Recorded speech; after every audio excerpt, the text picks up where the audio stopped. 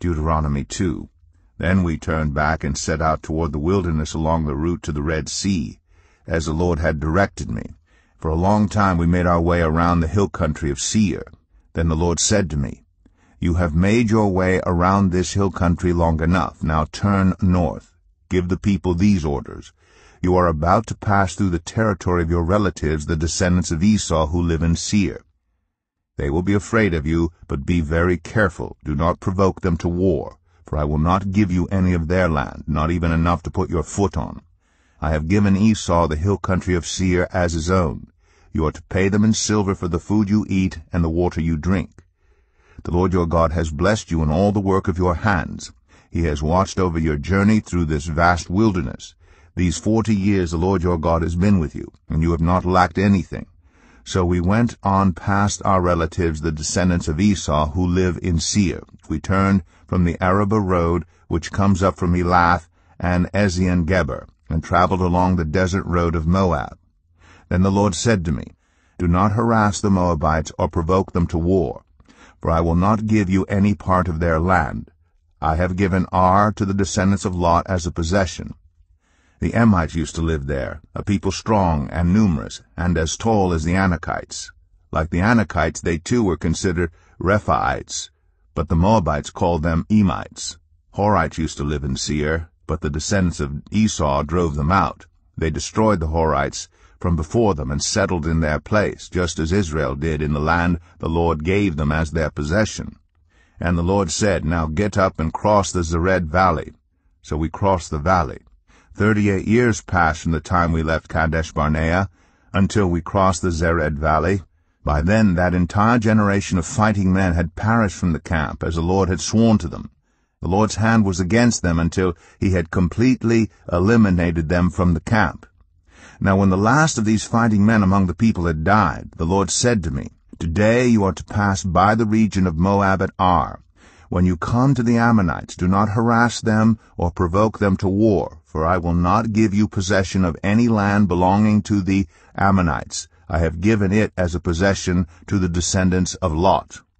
That too was considered a land of the Rephaites, who used to live there, but the Ammonites called them Zazumites. They were a people strong and numerous, and as tall as the Anakites.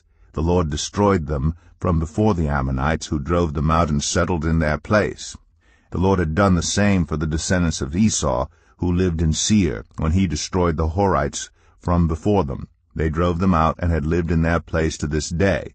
And as for the Avites, who lived in villages as far as Gaza, the Caphtorites, coming out from Caphtor, destroyed them and settled in their place. Set out now and cross the Arnon Gorge. See, I have given into your hands Sihon the Amorite, king of Heshbon, and his country. Begin to take possession of it and engage him in battle. This very day I will begin to put the terror and fear of you on all the nations under heaven. They will hear reports of you and will tremble and be in anguish because of you. From the desert of Kedemoth I sent messengers to Sihon, king of Heshbon, offering peace and saying, "Let us pass through your country. We will stay on the main road. We will not turn aside to the right or to the left. Sell us food to eat and water to drink for their price in silver. Only let us pass through on foot, as the descendants of Esau who live in Seir and the Moabites who live in Ar did for us, until we cross the Jordan into the land the Lord our God is giving us."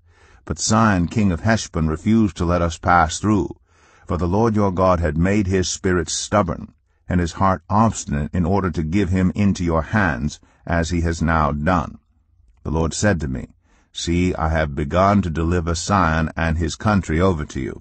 Now begin to conquer and possess his land." When Sihon and all his army came out to meet us in battle at Jahaz, the Lord our God delivered him over to us, and we struck him down, together with his sons and his whole army. At that time we took all his towns and completely destroyed them, men, women, and children. We left no survivors. But the livestock and the plunder from the towns we had captured we carried off for ourselves.